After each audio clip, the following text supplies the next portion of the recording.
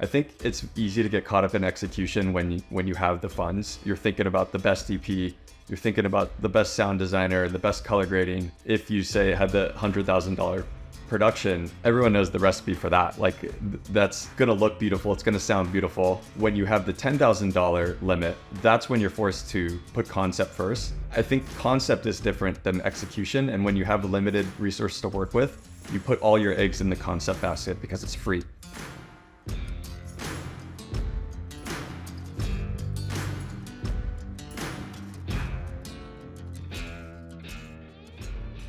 Welcome to the Backcountry Marketing Podcast. Today, I'm sitting down with Will Truettner. He is a brand marketing creative working in the sports tech startup space. Will, welcome to the show. How's it going, Cole? Good to see you. Likewise. Yeah, thanks for taking the time, and thanks for lining up a fun conversation for us. Excited to dive in.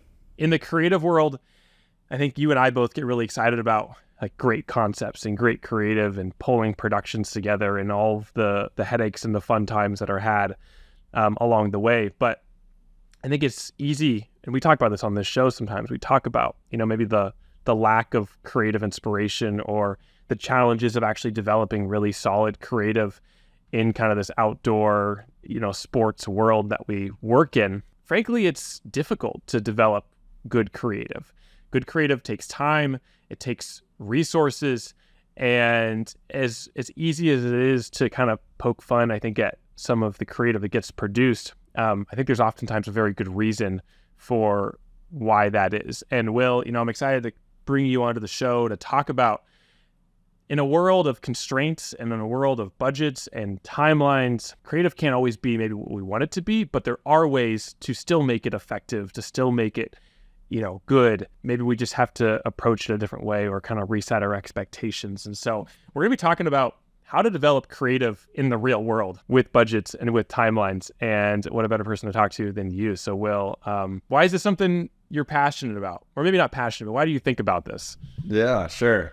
Yeah, well, that's a great intro. My background kind of jumps all over the place within the creative realm. I started out in big advertising, worked as a designer and art director, started a production company, worked as a DP and ran that company. Then I went over to the brand side and worked in-house as a content producer, as a creative director. And I'm currently kind of working in the startup space in the last several years, with an outdoor sports focus. But what I've learned, having kind of jumped through all those positions and now sitting in a position where I'm at the intersection of all of these things, I've kind of felt some value in efficiency of creative. So I've gotten really interested in this idea of doing more with less. First, out of constraint, because I'm working with smaller budgets and smaller teams. But then once I got into it, I kind of realized that there's like this beautiful constraint that if you kind of turn it back on itself, you can actually leverage the constraints to your advantage, and produce creative that you otherwise probably wouldn't have if you had more freedom or budget. Interesting. So you feel like the constraints actually adds more creative to the table? It can, yeah. I have this, I need a name for this concept. We'll call it the creative efficiency concept for sake of discussion, I guess. But I have this idea that if you have, say you have to create a creative campaign for a product launch, you're in-house representing the brand, you're putting together this production, you're thinking about all your costs, the crew members you're going to bring in, all the post-production materials you're going to have to parse out, and the landing pages and everything. And you're trying to come up with budget. Say you have $100,000 budget to bring all this together, and let's say, for the sake of argument, that would put your creative at a 10 out of 10 in terms of creative quality. So imagine that's maybe a small number, but let's just use that number for now. Imagine like an Apple-esque TV commercial, and just like absolutely beautiful, jaw-dropping photography and film and design and everything. And then imagine you have $10,000 to create that same campaign.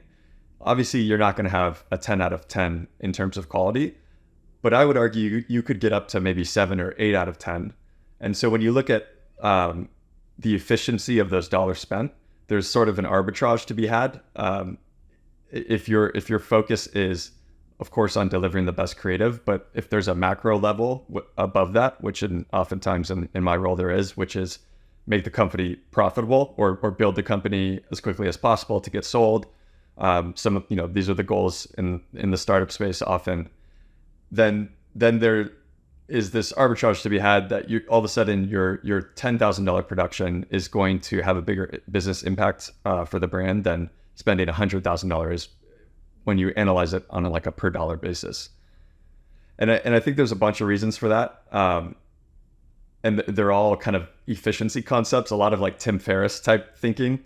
The classic 80-20 rule is one that a lot of people are familiar with. So say you have a given team of 10 people, two of those people are doing 80% of the work often. And there's reasons for that. I think often there's disparities between people's abilities is the most obvious. But there's also this idea of communication inefficiencies. So if one person is coordinating the entire production, that person doesn't have to communicate their plans or anything to 10 other team members. Everything can happen in one head. And so when you're communicating, say, I'm communicating to you right now, I have to find the words in my own head to express these ideas. I have to say them out loud. You have to then receive them, download them into your brain, analyze them and process them. And we have to hope that somehow in that exchange, the information was accurately represented and that you understand that information. Oftentimes that doesn't happen. And so for every person you add, there's communication inefficiencies happening, and the project can exponentially grow in complexity because of that. Fascinating. Yeah. So you're saying, if back to your example of 100,000 and maybe you only spend 10 of that on a project, you're saying, well, is the 10 that I spend, is it going to do enough of what I need it to do? And then could I use that 90 elsewhere? Or do we just keep that 90 in the bank for 10 other projects down the road? The 90 didn't exist in the first place. Oh, okay. Fair enough. Yeah. In this example, this is an example of working with, you didn't have the option in the first place. So this other concept that I've been playing with is this idea of applying MVP to creative. So you often hear product managers talk about minimal viable product. This idea of launching product into the market early, even though it might not be perfect, because you want to get users, you want to get people using it, you want feedback, you want to iterate on that often, introduce bug fixes and improvements. And so when I was thinking about ways that could be applied to creative, I think it works well with this kind of efficiency topic that we're talking about, because the idea is sort of like building blocks. So if you have very little resources to work with and you need to get something built, it's helpful to think about the MVC, the minimal viable creative. So I often think about that in terms of creative. So what is the MVC, the minimal viable creative? So when I'm thinking up a campaign or a film or something, and I'm pitching it in-house to the team, I'm getting everyone on board, I'm thinking, okay, what is the project that everyone will look at it and be like, oh yeah, that's good, that works.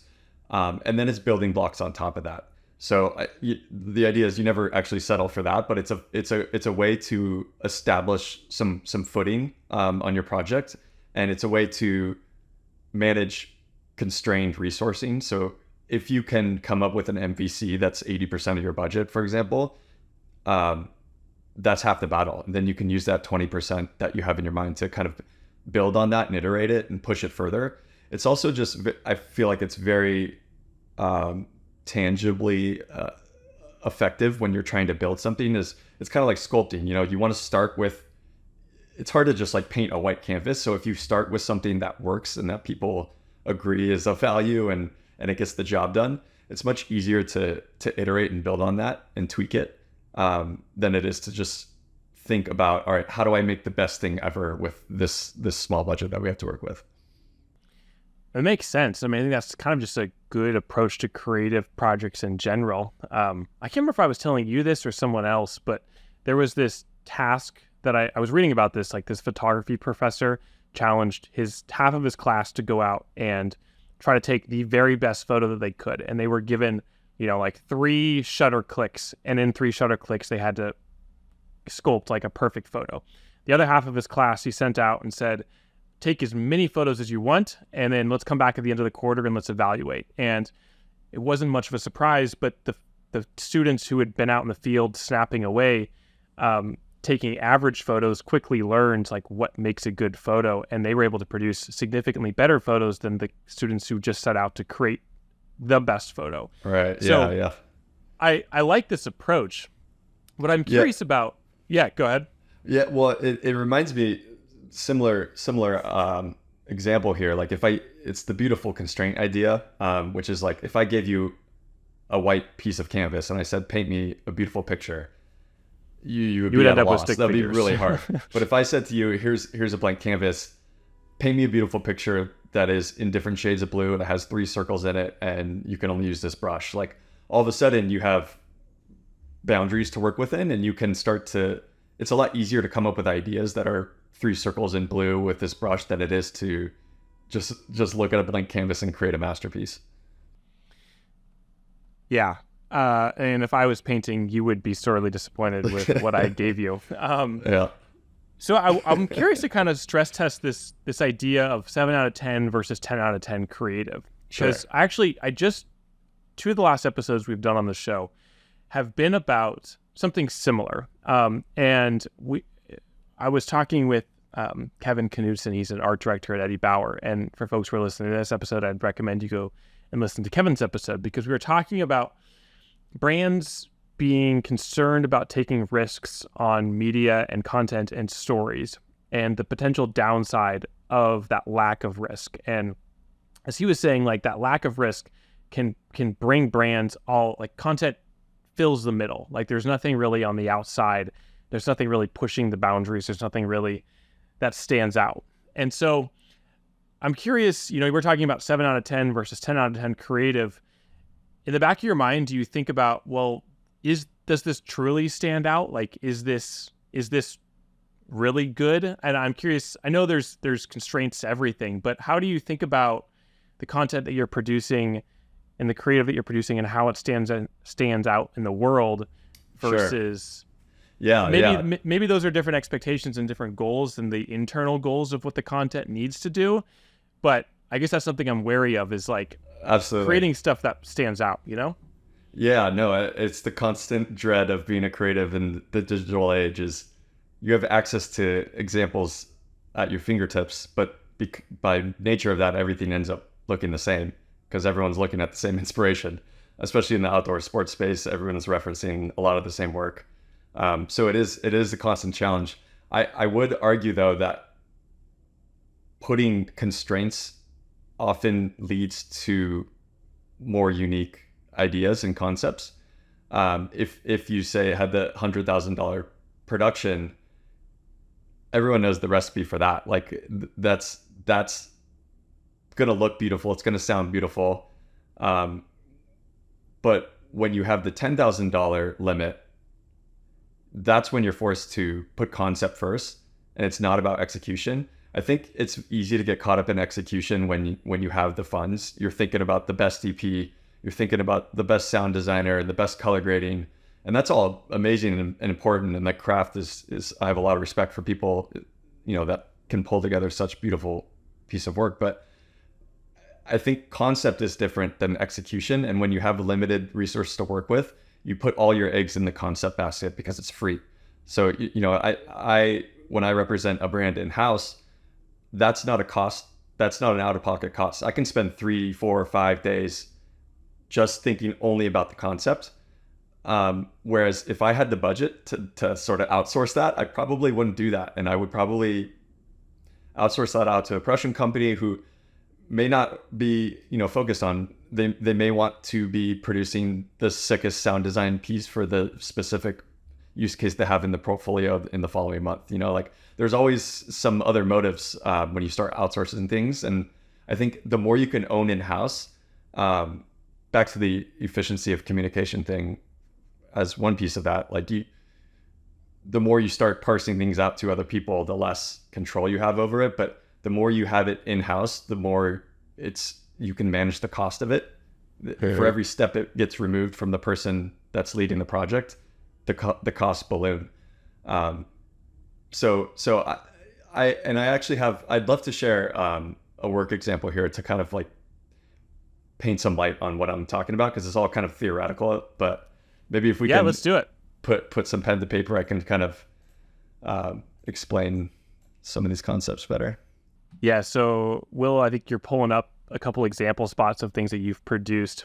Folks who are listening to the audio, I think you're going to get a lot out of the audio experience here, but if you are interested in seeing the video, head on over to YouTube, where the show, you can listen to us and watch our faces and see these references that Will's about to pull up. Hi, darling. It's Mum. I hope you've been good while I'm gone. I'm calling you from the top of a mountain. It's so beautiful. I wish you could see it. One day, when you're older, I will take you to the tops of all the mountains I've ever been. And you can stand on my shoulders and see the things I've not yet seen. I'll see you soon, my love. Yeah, the reason I think it applies here is, well, just to give some background, I was the creative director at Hammerhead. It was the first year of the Tour De Femmes, which is the women's Tour de France. This was like 2 or 3 years ago. And, you know, we were definitely like new in the space. A lot of people didn't know Hammerhead at that time. We had this brand tagline, "See the road ahead," sort of a double entendre of you can quite literally see the road ahead with the products, but it offered itself to a lot of really great brand storytelling of imagining a future in which you want to inhabit and working towards that. So a lot of great human interest stories that came out of that. But we needed to launch into the sort of global cycling market with a Tour de France and Tour de Femmes TV spot. We had basically no budget, so the task was create an international Tour de France, Tour de Femmes TV spot with very little budget. So my first inclination was, let's put all of our eggs into the concept basket. This is never going to be the 10 out of 10 creative. I don't have the budget for it. It's never going to be like, I can't bring in a 20-person crew. This is during COVID, not to mention. So like even traveling to an international country was a hurdle in itself. So the crew had to be me and maybe one person.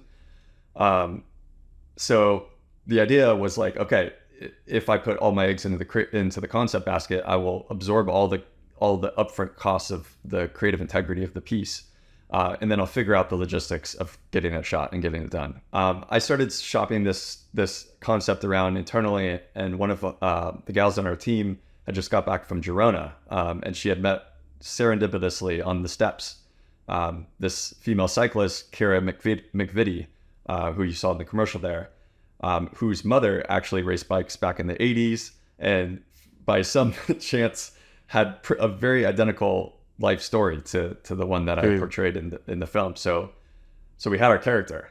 Then we had to figure out how to go get it shot and done. And so I hit up Nick Nelson at Bang Bang Studios, who does phenomenal work, who I've worked with a lot. And he and I, just the two of us, flew to Spain and found this iconic Spanish climb and shot this in basically 4 hours. But we were only able to do that because the concept lended itself to that production. Like I created the concept with that execution in mind. It had to be a 3-hour shoot with one person. Like we didn't have a choice there. I knew my budgets. I knew the COVID restraints. And so that beautiful constraint was put on the production of, you can't spend more than this amount of dollars, and the concept can't, there, you know, if it's outdoors, if there's a VO, that's very easily executable. You just need to like go do the thing. It's not like rocket science. Like Nick Nelson is amazing and very talented, so he made it look great.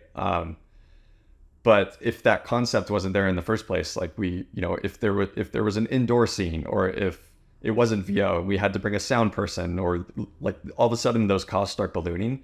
Not only is that additional crew, additional costs, that's additional communication I have to have with these people. We're on a limited time span. Like all of these things have had to work together.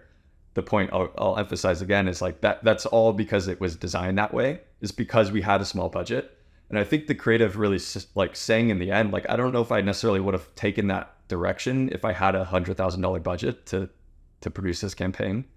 I think because of those constraints, like, I really focused on designing it the way that it was designed, and I probably wouldn't have like come up with these ideas had I not had those. Can you share a little bit more about the impact and the response from the ad? Like, did it work as intended? Yeah, it worked very well. And I'll give credit to a guy, Ross McGraw, who I work with, who's a sports tech business leader and marketer, super talented. But the strategy here was like, okay, if you're awake at 6 a.m. watching the Tour De Femmes in America or the Tour de France, you're pretty much a target customer. Like, that, there's high intent there. You're not going to wake up and watch cycling in America. Like, that's a very like niche person. And so it's like shooting fish in a barrel, serving up content to these people in that space, because it's very, very effective spending. And like, again, I would argue that's another piece of this equation of like, I would say that's way more important than how much we spent on the production. Like, serving up the content in the right spot is often another missing link that we have here. I know I've done a lot of work with it, especially when I was working on the production side, and I had a production company, and brands would hire us to produce stuff. And, you know, you kind of say like, okay, well, what is this a part of? What are the bigger goals you guys have for this piece? Like, just so we can keep that in mind. And oftentimes there wasn't one. It was like, we just want to make a cool piece of creative, and we're going to put it out on socials. And it's like, okay, well, that will be great for one day. You'll see no impact on your sales, and everyone will wake up the next morning having completely forgot that it happened. So where and when and how you're bringing the content to market is of equal importance. So I think there's a lot we can kind of dive into a little deeper here with this ad. It's funny. So would you give this like a 7 out of 10 in terms of the concept? Yeah. I mean, I think it was strong. I'm very proud of it. It's one of the pieces I'm more proud of. But I as everyone does when you create something, I see every fault in it, and there's a bunch of mistakes we made, and it could have been a lot better. Yeah, as if we had more money as the curse goes of right. being a creative. But so you bring up something interesting here, this equation. I was taking some notes, and I'm going to see if I can identify the key concepts or the key ingredients to this equation, to kind of bring all of these elements together into creative that actually works. So we've got the concept, we have the budget and timeline restraints, we have the placement of where the content is being distributed, and then we have the audience. Yeah, sure. Does that feel right? Yeah. So when I look at this spot, like, I see two things that really stand out here. I think it's your understanding of the audience, and because you understood the audience, you could develop creative that spoke to that audience, and you knew where they were going to be at sitting at 4 a.m. watching the Tour de France. Like, do you feel like that seems like it's the biggest piece of the puzzle here? Yeah. And that's all in-house concept work. None of that's out-of-pocket costs. If you're a brand, you're trying to figure out how to spend your money. I think the first inclination, sometimes maybe a brand manager, or sometimes even a creative director, is like, all right, who do I need to bring in? What experts? What DP? Before you do any of that work, there's all this upfront savings to be had and efficiencies to be had of just like figuring, like, just spend 3 days with the problem trying to figure it out before you think about spending any money. That's all like strategic conceptual work. That I think is tempting to overlook if you have bigger budgets. Do you feel like that does get overlooked? Like, if you have more money to spend, then maybe you don't spend as much time thinking about the like core foundation pieces? In my experience, I think so, and that's why I kind of enjoy this angle of like the beautiful constraint of like embracing the limitations and turning them into your advantages. Why do you think that is? Why does that get overlooked? If there is more money to be spent? Because you don't have to do the work yourself. if there's money, then you can have someone else do it. I think people, and that's the blanket statement. I'm sure there's a lot of hardworking people that doesn't necessarily apply to, but I think it's tempting. If you're a brand manager in the outdoor space, you're understaffed, you're under-resourced, you have 100 different things happening. So the more you can outsource those things and focus on other things that are maybe more pressing or someone else is asking for, like, it's tempting. You might not always do it, and I think when you do that, when you outsource those things or pass them off, that's where it grows exponentially. It doesn't just get passed off to someone else who absorbs that, because now there's communication inefficiencies and there's that curve is exponential. Yeah, let's talk. I want to get back to this idea of like knowing your audience, and because I feel like I'm going to generalize, but I feel like that's something that maybe the outdoor industry struggles with. And it's easy to say like, oh, if we're an outdoor brand, then, people who spend time outside like are our audience. And while that might be true, I don't know that that's exactly who your audience is. And I wonder if I'm kind of like drawing from multiple guests who have been on the show, but I wonder if kind of this race to the middle of content that we're seeing is in part because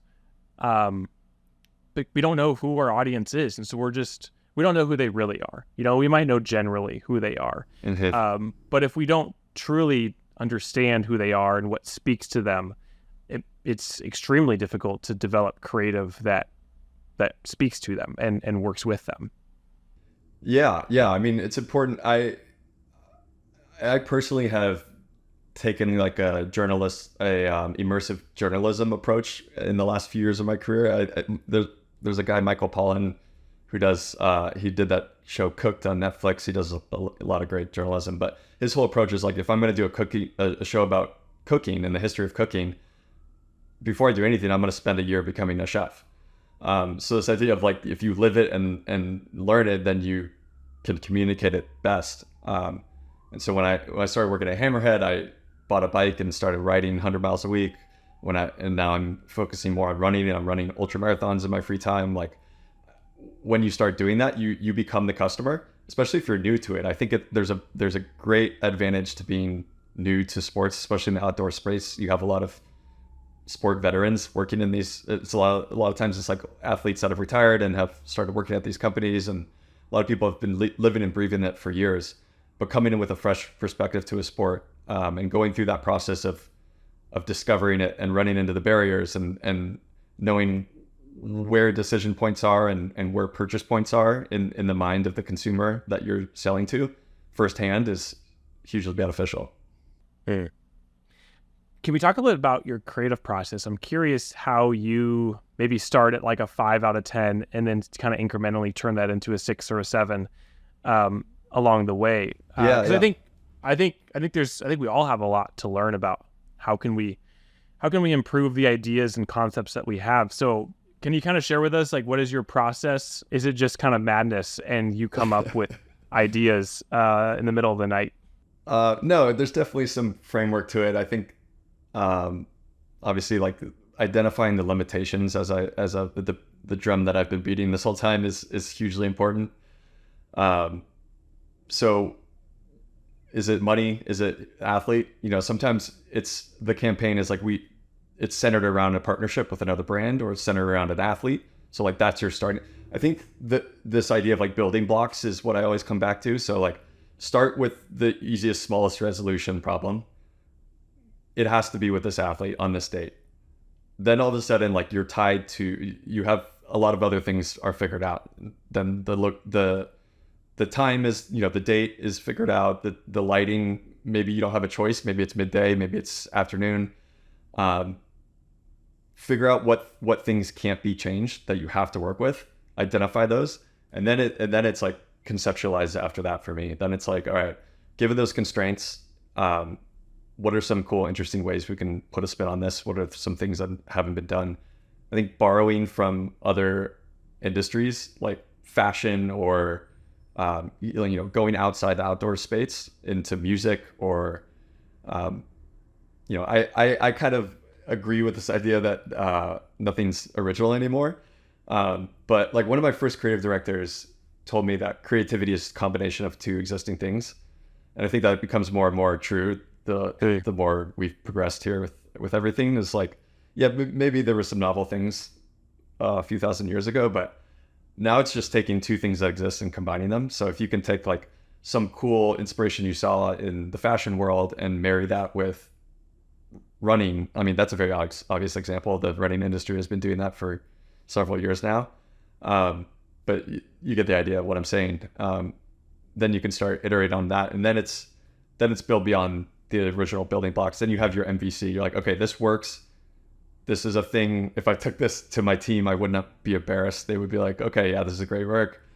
And then it's like, all right, I have 20% left to play with. How do I blow it out and expand it from there? So for this hammerhead spot, are you developing like a log line for your concepts? Are you just like jotting down a whole bunch of ideas as they come to you, and then you workshop them from there? Like, how do you go from this concept of what's the name of the spot? A mother's letter, or a mother's message? Yeah, a mother's message. Like, how do you arrive at that? I'm assuming you've got like 20 other concepts. I had 3 for this one. Okay. And I think maybe that's good. I hadn't thought about it until just now, but sometimes it is good to have to pitch things to other people, even or to do that even though you don't have to. So in this case, like I brought 3 ideas to the team. At the time, I had 2 designers in house under me, but I was essentially free to do as I wanted for the piece, and I didn't necessarily need buy-in on the concept from the other team members within the marketing department, but I did bring a pitch deck with 3 ideas to the team because I wanted to hear people's thoughts on it. And that forced me to ideate 3 ideas, obviously, which maybe I would not have done if I just had to go produce it myself. Like I probably just would have thought of something and gone and done it. So maybe that's a good thing, is like force yourself to go beyond just the first idea. Sorry, I forgot the original question. Yeah, I was just curious if you could elaborate more on how you arrive at concepts. You know, is there a process that you put yourself through to arrive at a concept? Do you just go on a bike ride or a run and kind of let things simmer until something pops through? What works for you? Yeah, I'll sit down and focus on it pretty hard. Write up a bunch of things. I think just writing, just like stream of conscious writing is really great. But you're right, like a lot of the process has nothing to do with that. It's getting out on my bike or something.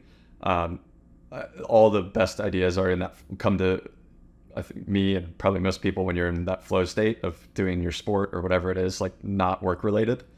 I've also recently identified that when I'm between the hours of 9 to 5, it's really hard to be creative because I'm thinking about emails and I'm thinking about things I need to get done. But if I go sit down on my computer on like a Saturday morning, which obviously sucks, but all of a sudden my mind is so light and I'm thinking so freely and I'm like all of a sudden playing in a sandbox because I have no meeting at 9:30. I have nothing else taking my attention. So spending off hours on the problem is often really, really helpful. Isn't that why they say like, when you take a shower, that's when your best ideas usually hit you? The shower and the sauna. Oh my God, all my best ideas are in the sauna. I don't have a sauna or really have. I guess I could get access to one, but I've never really used one. Maybe I should add that to the list of business purchases. Yeah, business purchases in quotes. Have you ever taken? So we're talking about like minimum viable creative, which I think is I love that phrase. Mm-hmm. Have you ever gone to minimum? Have you ever like come up with something that's a 3 out of 10, let's say, and you were like you were proud of this concept MVC, but it didn't work? And I'm curious if there's any lessons you can share there or things to just be wary of or consider.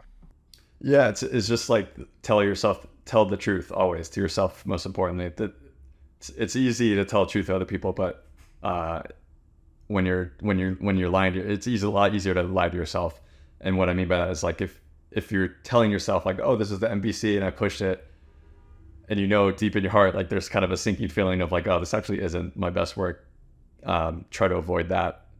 But yeah, of course, life gets busy or things happen. Maybe you might put forth a MVC project that you're not quite proud of. So you definitely have to be wary of taking that approach. But again, the idea is like building blocks. It's like, that's only step one. The MVC is step one of 8 steps that should happen in your creative iteration.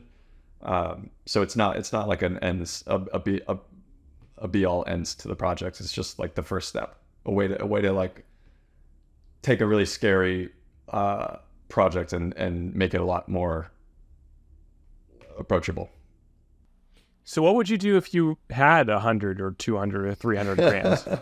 Like, you're talking about producing great work with a shoestring budget. I can only imagine what you would do if you had, the war chest at your disposal. Yeah, I think that would be really rad, because I think the most important thing to keep in mind there is like, don't de-emphasize the concept at the start. But it'd be really fun to be able to spend a lot more money on the execution. I think oftentimes that's where maybe my stuff falls short, is the execution. It's never like the best looking or sounding, but like I think it always has that creative nugget in it, and that's the important thing. Well, I guess the other thing I'll add is like again, the macro goal a lot of times for me at least is not necessarily the creative, it's the business. Like, is this having an impact on business and sales? And like that, my work recently has mostly been within organizations where I'm the only creative one in the entire organization. So the goal is not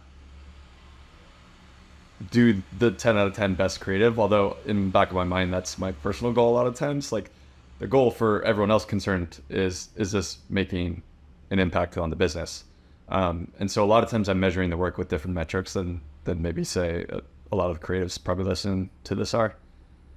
And in that sense, like, the Tour de France spot that I just shared, like, while I would say maybe that's a 6, 7, 8 out of 10 in terms of creative, like, I think it was like a 9 or 10 in terms of the business impact. Like, it 100% accomplished the thing that we set out to do. Like, we measured, we measured site traffic before and after the commercial. We measured sales. Like, it had a very significant impact because I think the concept and the authenticity was there. It doesn't necessarily need to be 10 out of 10 execution.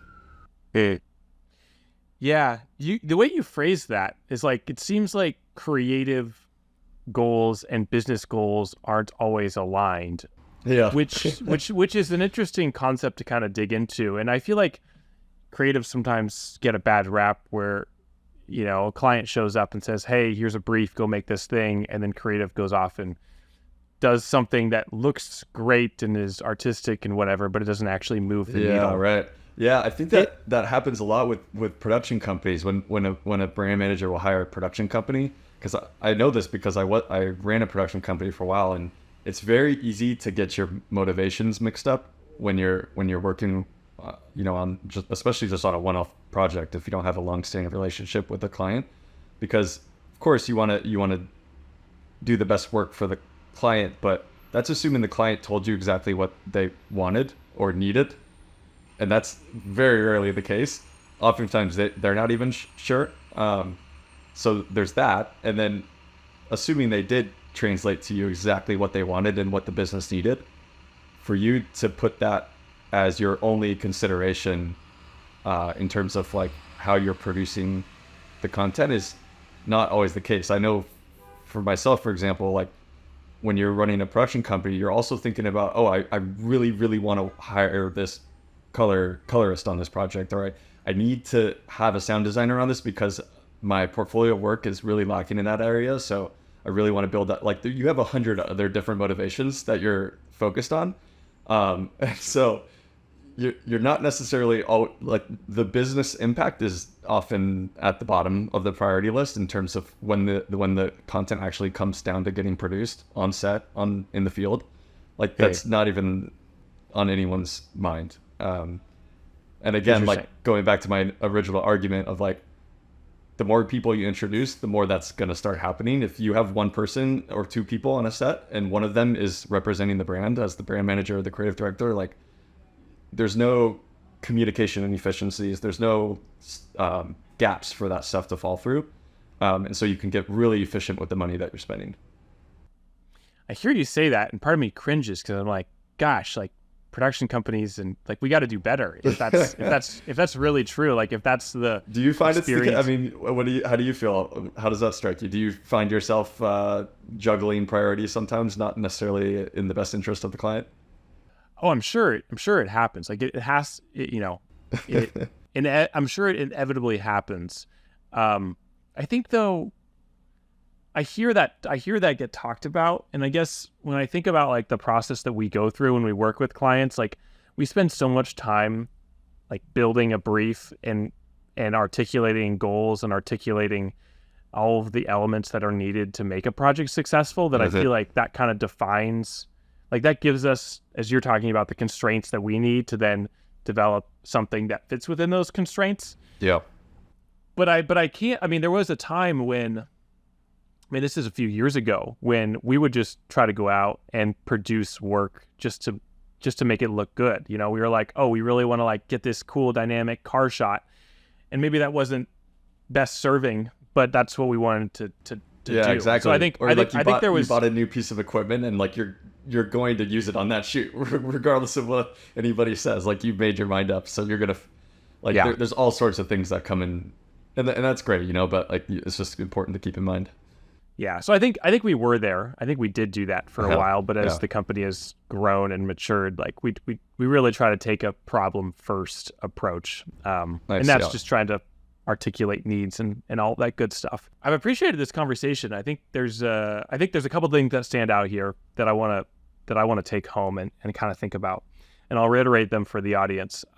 One is this idea of an equation of what are the key ingredients that you need to develop creative that really works? And we've got concept, budget, and timeline, the placement, and truly understanding your audience. I think that's such a wise and worthy thing to consider as you're producing creative. And then the second idea is, in a world of constraint, which we all live in, what is the minimum viable creative, and how do you facilitate and foster that?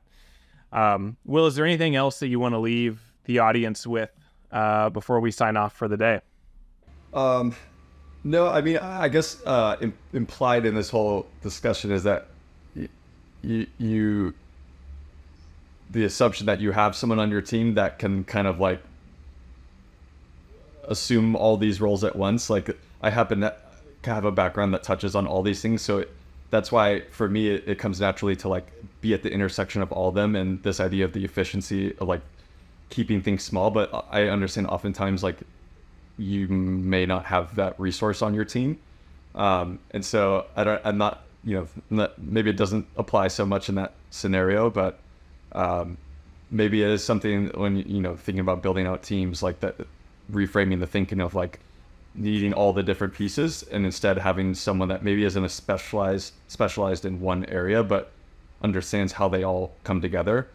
Again, when the efficiency of budgets is the priority, as it is like in the space that I work in building tech startups, like that's the number one concern. So it's a good way to solve for it.